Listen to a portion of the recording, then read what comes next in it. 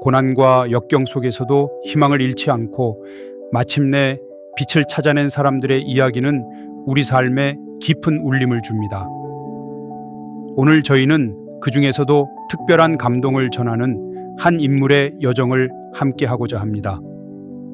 6.25 전쟁 참전으로 장애가 생긴 아버지와 시각장애인 어머니를 모시며 가난이라는 역경과 정면으로 마주했던 소년. 그는 신문 배달과 가구 배달을 하며 생계를 이어나가야 했지만 오히려 그 어려움 속에서 타인을 돕는 소방관의 꿈을 키웠습니다.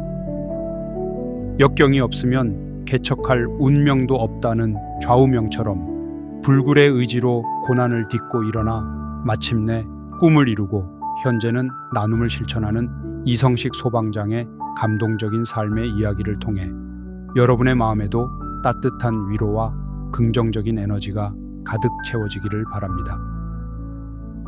서울 중랑소방서에서 근무했던 이성식 소방장의 이야기는 역경을 극복하고 꿈을 이룬 감동적인 사례로 많은 이들에게 귀감이 되고 있습니다. 이 소방장은 6.25 참전으로 한쪽 다리를 잃은 아버지와 시각장애인 어머니 밑에서 자라며 어려운 환경에 처했습니다. 초등학교 5학년 때부터 새벽 신문 배달과 가구 배달 등 생계를 도왔으며 어린 시절부터 남을 돕는 소방관이 되겠다는 꿈을 키웠습니다. 가난과 부모님의 투병이라는 시련 속에서도 굴하지 않고 끈기 있게 노력한 끝에 마침내 2005년 소방공무원에 합격하여 꿈을 이룰 수 있었습니다. 그는 어려운 시절의 경험을 잊지 않고 현재까지도 소방관으로서의 본분에 충실함은 물론 형편이 어려운 이웃을 위해 매월 정기적으로 기부를 실천하며 나눔의 삶을 이어가고 있습니다.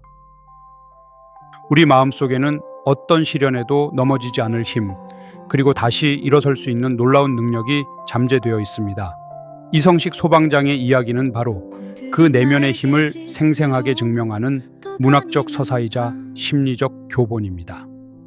전쟁으로 다리를 잃은 아버지와 시각장애인 어머니, 그를 둘러싼 환경은 결핍과 고난 그 자체였습니다. 새벽 신문 배달과 고된 가구 운반으로 생계를 이어가야 했음에도 불구하고 그는 절망이라는 거대한 파도에 자신을 내주지 않았습니다. 오히려 그 혹독한 결핍 속에서 더 어려운 이웃을 돕는 사람이 되겠다는 굳건한 꿈을 키워냈습니다. 작은 실패에도 우리는 쉽게 무너지고 나는 안 된다는 자책감에 빠지곤 합니다. 이처럼 자존감이 무너지는 근본적인 불행의 원인은 대개 외부의 거대한 기준에 우리 자신을 끊임없이 견주어 보는 데 있습니다. 세상이 규정한 성공의 틀에 맞추려다 보니 현재의 작은 성취들은 의미를 잃고 좌절감만 커지는 것입니다. 하지만 이 소방장의 삶을 떠올려 보십시오. 그는 거창한 성공을 꿈꾸기보다 가난이라는 현실을 외면하지 않고 그 자리에서 자신이 할 수 있는 작은 일, 신문 배달부터 묵묵히 시작했습니다. 바로 이 작은 실천들이 모여 자기 효능감, 즉 나는 이 상황을 극복할 수 있다는 단단한 믿음을 싹 트입니다. 우리의 자기 효능감은 스스로 정한 작은 목표를 성취하는 경험을 통해 강화되는 것입니다. 우리가 겪는 삶의 고난은 때로 우리를 더 깊은 존재로 이끄는 통로가 되기도 합니다. 이 소방장에게 닥친 아버지의 죽음과 어머니의 투병이라는 시련은 그의 꿈을 더욱 간절하고 절실하게 만들었습니다. 심리학에서는 이 현상을 외상 후 성장이라고 명명합니다. 이는 큰 고통이나 트라우마를 겪은 뒤 오히려 삶의 의미를 더 깊이 이해하고 감사하게 되며 인간관계가 돈독해지고 내면의 힘이 강해지는 경험을 의미합니다. 당신이 겪고 있는 아픔과 실패가 단순히 상처로만 남지 않을 수 있다는 말씀을 드리고 싶습니다. 한국 문학에서 자주 다루어지는 한의 정서가 단순한 절망이 아니라 그것을 극복하고 승화시키려는 의지로 바뀔 때 우리의 고통은 우리를 더욱 단단하고 지혜로운 사람으로 만드는 성장의 재료, 즉 운명을 개척할 씨앗이 될 수 있습니다. 우리 삶의 깊은 고통이야말로 가장 위대한 힐링의 원천이 될 수 있음을 믿으십시오. 나는 왜 이렇게 불행할까? 라는 생각이 들 때 우리는 자신의 문제에만 깊이 침잠하여 세상과의 연결고리를 끊으려는 경향을 보입니다. 그러나 이성식 소방장은 정반대의 철학을 선택했습니다. 그는 어려운 이웃을 돕겠다는 꿈을 품었고 소방관이 된 후에도 꾸준히 기부를 실천하고 있습니다. 남을 돕는 행위는 놀라운 심리적 행복 효과를 가져옵니다. 누군가에게 내가 의미 있는 존재가 될 수 있다는 사실은 무너진 자존감을 회복시키는 강력한 동력이 됩니다.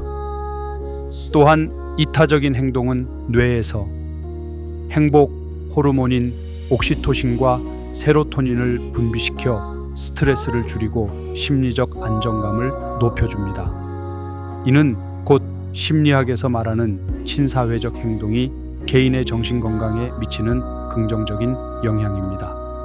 만약 우리가 무력감에 빠져 있다면 오늘 아주 작은 것이라도 주변에 도움을 주는 일을 실천해 보십시오. 힘든 동료에게 건네는 따뜻한 말씀 한마디, 혹은 부모님께 드리는 진심 어린 감사 인사만으로도 우리의 마음은 이전보다 훨씬 더 풍요로워질 것입니다. 우리 사회는 타인과의 끊임없는 비교를 통해 자신을 채찍질하도록 부추깁니다. 하지만 우리는 저마다 다른 삶의 속도와 고유한 방향을 가지고 있다는 철학을 굳게 붙잡아야 합니다.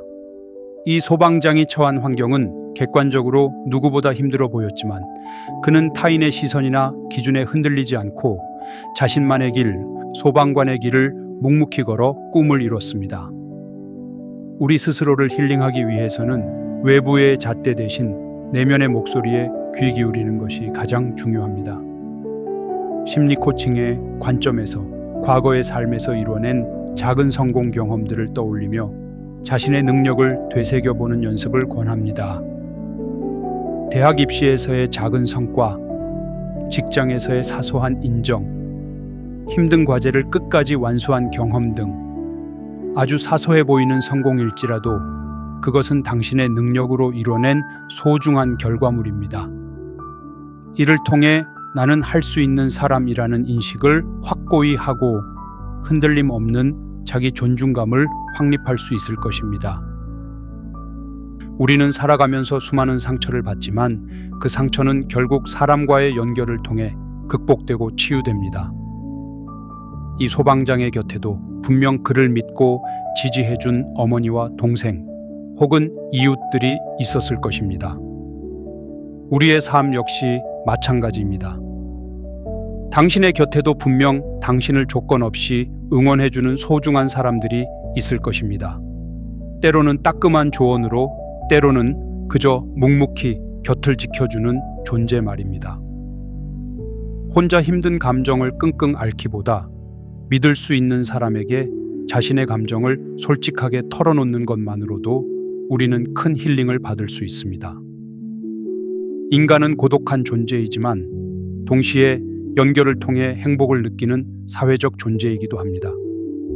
심리학에서는 사회적 지지가 스트레스 완화와 정신 건강에 필수적임을 강조합니다. 당신의 진솔한 말씀 한마디가 누군가의 불행의 원인을 걷어내는 위로가 될 수 있습니다.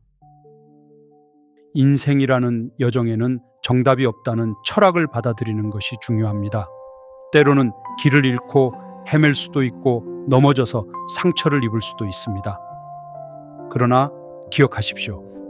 넘어진 바로 그 자리에서 우리는 비로소 새로운 삶의 방향을 발견할 수 있습니다. 이성식 소방장이 칠흑 같은 가난의 어둠 속에서 이웃을 돕겠다는 빛나는 별을 발견했듯이 당신의 가장 깊은 절망 속에도 분명 희망의 씨앗이 숨겨져 있을 것입니다. 그 씨앗에 나는 할 수 있다는 믿음이라는 물을 주고 작은 실천이라는 햇볕을 쬐어 주십시오. 이것이 자기 효능감을 키우고 극복의 실천력을 회복하는 유일하고 현실적인 길입니다. 이 과정 속에서 우리는 비로소 진정한 행복의 의미와 마주할 것입니다. 마지막으로 우리 모두는 이미 충분히 강하고 가치 있는 존재라는 말씀을 드리고 싶습니다. 이성식 소방장의 이야기는 특별한 영웅의 이야기가 아닙니다. 역경 속에서도 꿈을 포기하지 않고 자신을 믿고 묵묵히 나아간 한 사람의 이야기입니다. 그리고 그 불굴의 힘은 우리 모두의 내면에 잠재되어 있습니다.